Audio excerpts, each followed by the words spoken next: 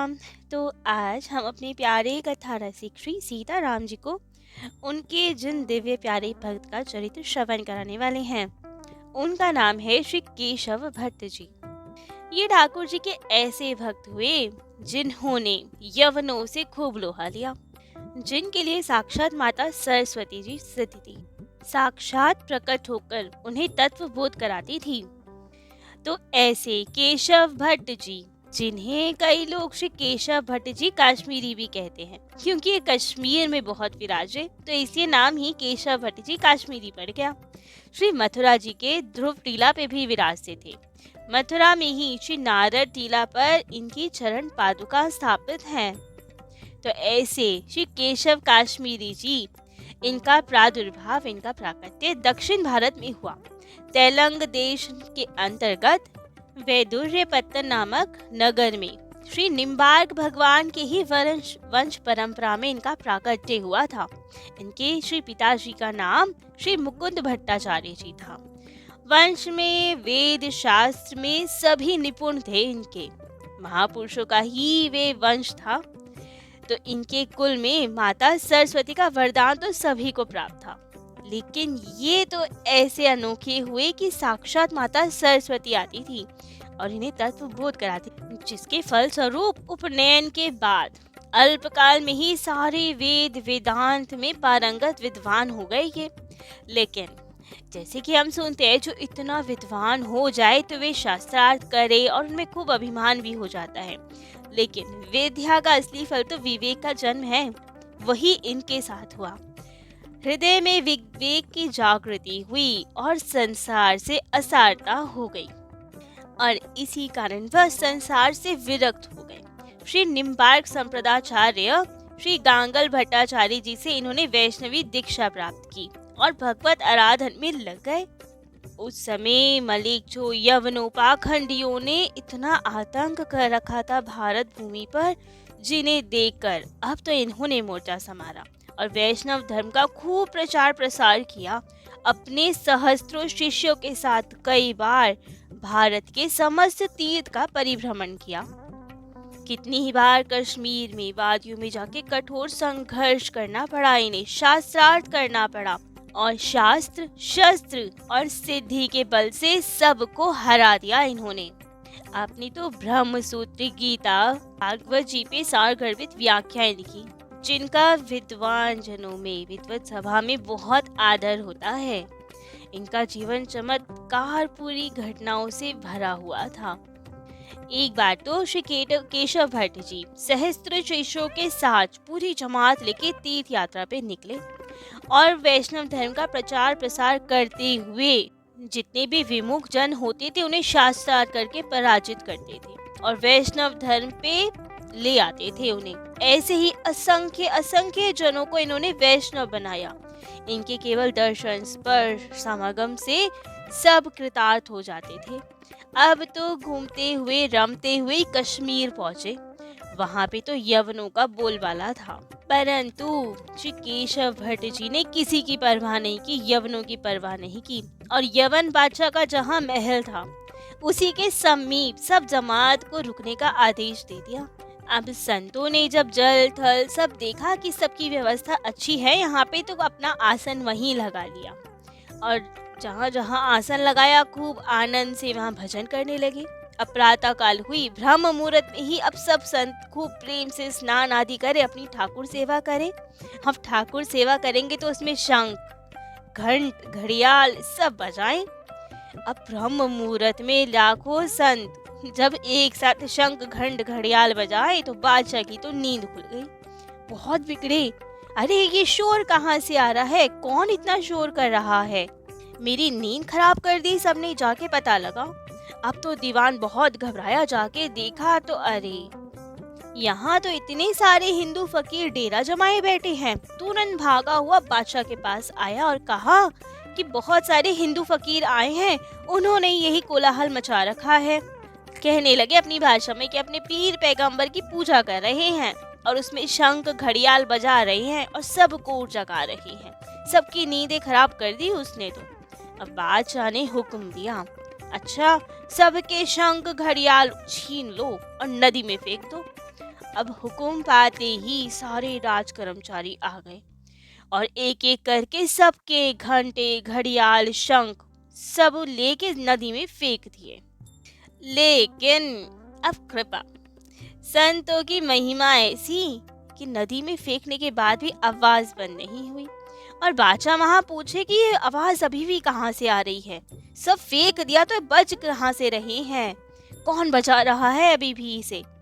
तब तो सब लोग बहुत घबराए और बादशाह को बताया, हुजूर अब तो ये सब बिना किसी के बजाय स्वयं ही बज रही हैं, अब क्या किया जाए। नदी में फेंकने के बाद भी शंख घंटियाल सब बज रहे हैं, कोई नहीं बजा रहा उन्हें। अब जब बादशाह ने ये बात सुनी तो तुरंत समझ गया कि जरूर कोई सिद्ध फकीर है, सिद्ध संत हैं, तभी ये सब लीलाएं हो रही हैं। तुरंत अपने महल से भाग के आया, नंगे पैर दौड़ लगाई उसने और केशव भट्ट जी के श्री चरणों में साष्टांग प्रणाम किया, अपने अपराध के लिए क्षमा मांगी।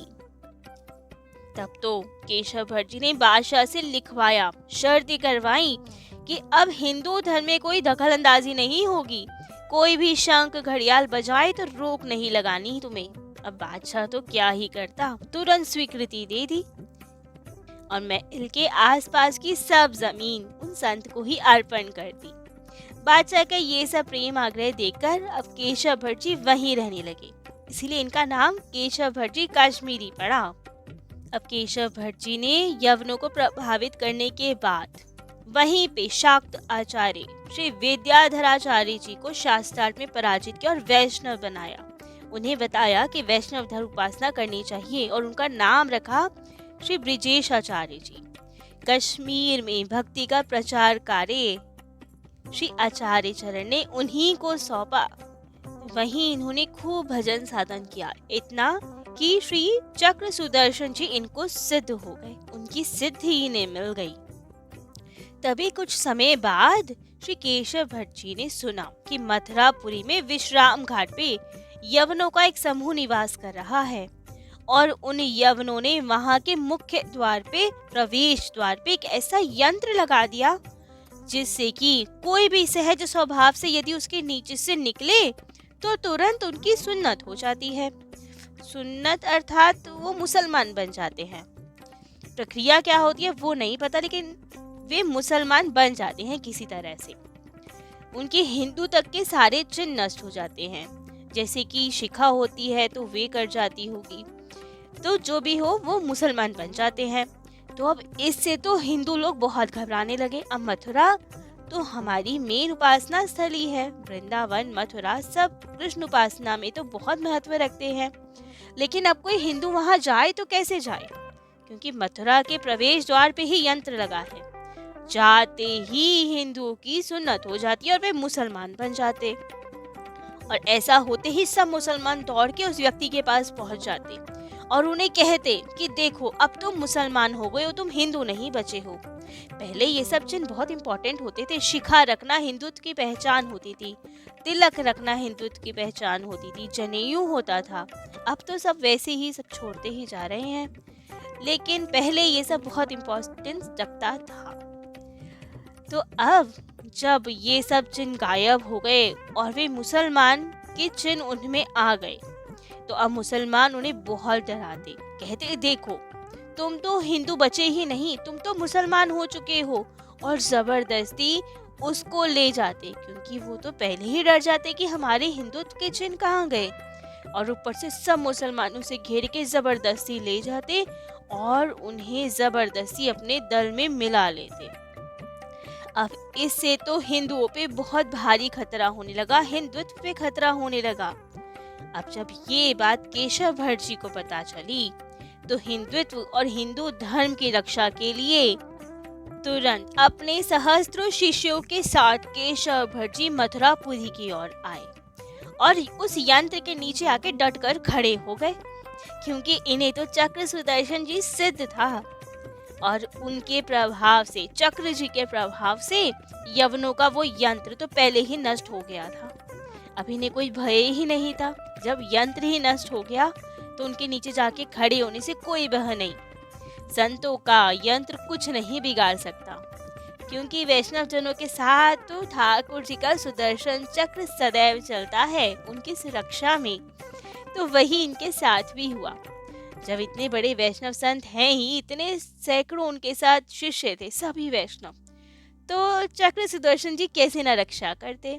तो तुरंत वो यंत्र ही ध्वस्त हो गया। अब जब ये उनके नीचे खड़े रहे तो मुसलमान वापिस आए। उन्हें तो यही लगा कि ये भी मुसलमान बन ही गए होंगे, लेकिन सबके आते ही अब केशव भट्ट जी ने सबको बहुत फटकारा और मुसलमान भी डर गए कि इन्होंने हमारा यंत्र ही खराब कर दिया और इन पे कोई असर नहीं हुआ। तो तुरंत घबरा के वहां के सूबेदार को बुलाया, उन्हें सब बताया कि क्या क्या हुआ, कैसे वो लोग हमें प्रताड़ित कर रहे हैं। और सूबेदार ने यवनों की सहायता के लिए बहुत सारी सेना भेजी, लेकिन सेना के सभी सिपाही अब केशव भट्ट जी का तेज देखकर, प्रभाव देखकर एकदम हार गए। और फिर इन्होंने अपने शिष्यों को आदेश दिया और सबने खूब सेना को और यवनों को खूब पीटा, सबको मार मार के ही यमुना जी के जल में डुबो दिया। ऐसे ही सर्वत्र धर्म की रक्षा के लिए खूब शास्त्रार्थ करते, यवनों से मुकाबला करते और विजयी होते हर जगह। एक बार तो एक ब्राह्मण का महाजड़ पुत्र था, मतलब बिल्कुल बुद्धिहीन, और उन्हें उस पुत्र को पल भर में इन्होंने अपने कृपा बल से सर्वशास्त्र में निपुण बना दिया, जिसके लिए कहा गया है, एक विप्र विद्वान के भय चार सुत अज्ञ, शरण आए बिनती करी नाथ होय एक वेग्य, सुते लाए एकांत में श्री शारद ही बुलाए, आशीर्वाद दिवाए के दीनों विज्ञ बनाए, एक पुत्र वाने इन्हें अर्पण कियो सप्रेम, शिष्य कियो ताही सीख दे भक्ति पंथ के नेम। अर्थात एक विप्र के 4 पुत्र थे और चारों ही जड़ बुद्धि थे। तो अब इन्होंने सबको एकांत में ले गए और माँ सरस्वती जी का आवाहन किया, जिनकी कृपा से सब ही खूब सुंदर बुद्धि वाले हो गए। और तब उन ब्राह्मण ने एक पुत्र इन्हें सौंप दिया और उन्होंने इन पुत्र को खूब प्रेम से भक्ति रस का दान देकर अपना शिष्य बनाया। ऐसे ही इनके एक परम कृपा पात्र शिष्य थे श्री श्री भट्ट जी। श्री भट्ट देवाचार्य जी केशवचार्य जी के परम कृपा पात्र थे। कहते हैं, यवनों के आतंक के कारण सनातन धर्म में जो शिथिलता आ गई थी, तो उससे देश की दुर्व्यवस्था देखकर, इतनी दुर्गति देखकर श्री केशव भट्टाचार्य जी ने अपने जीवन पर्यंत भक्त की भक्ति, भगवंत, गुरु, उनके ऐश्वर्य का, सिद्धांत का खूब लेखन किया, खूब सारे ग्रंथों की रचना की, आजीवन उसी में समर्पित कर दिया। लेकिन इन सब से वैष्णवता तो बच गई। वैष्णवता का खूब प्रचार प्रसार भी हुआ, लेकिन मन में एक अभिलाषा शेष रह गई। वे ये कि इसके कारण ये इतने व्यस्त हो गए कि ब्रज रस का वर्णन नहीं कर पाए। जो हृदय में ठाकुर जी के प्रति प्रेम भाव था, उसको कभी प्रकट नहीं कर पाए। थोड़ी बहुत चर्चा उस रस की ग्रंथों में, लेकिन एक स्वतंत्र ग्रंथ नहीं लिख पाए ब्रज रस से रिलेटेड। उसका कारण एक ये भी था, ये सोचते थे कि यदि हम ठाकुर जी के प्रेम से रिलेटेड, ब्रज रस से रिलेटेड कोई ग्रंथ लिखें, तो कहीं इतने भाव विभोर ना हो जाए कि हमारा ये जो उद्देश्य है वैष्णवता को बचाना, कहीं वो ही ना छूट जाए, हम इतने प्रेम प्रवाह में बह ही ना जाए और वैष्णवता का सिद्धांत सबको समझाना रह ना जाए। क्योंकि यदि ये सब हो गया, ठाकुर जी के प्रेम में हम ऐसे डूब गए, तो ये प्रचार कार्य रुक जाएगा जो ठाकुर जी के लिए ही कर रहे हैं, वैष्णवता को, हिंदू धर्म को बचाने के लिए कर रहे हैं। तो इसीलिए इन्होंने ये वाला कार्य अपने परम प्रिय शिष्य श्री भट्ट जी को दिया और उन्होंने भी बहुत तन्मय होकर व्रज लीला का खूब वर्णन किया। आपने श्री युगल किशोर जी की, अर्थात श्री राधा माधव जी की कुंज लीलाओं का वर्णन लिखा, 100 शतक रच डाले और सबको ले जाकर अपने गुरुदेव के चरणों में अर्पण कर दिया। अब श्री गुरुदेव ने जब उन पदों को देखा तो विचार किया कि इसमें तो श्री भट्ट जी ने प्रेम में विभोर होकर श्रृंगार रस की परम गोपनीय बातें भी खूब लिखी हैं। रास लीलाएं की, गोपनीय लीला जो प्रकट नहीं हो सकती सबके सामने, क्योंकि सब अधिकारी नहीं है उस रस के। लेकिन श्री भट्ट जी ने तो सभी कुछ लिख दिया। कल युग में तो ऐसा प्रभाव भी हो सकता है कि कोई इसे समझे या ना समझे। तो इसीलिए अब इन्होंने कहा कि आपने तो बहुत विस्तार कर दिया, लेकिन अब क्या किया जाए, लिखा जा चुका है। तब तो गुरुदेव ने आज्ञा की कि ठीक है, अपना ये ग्रंथ श्री यमुना जी को भेंट कर दो।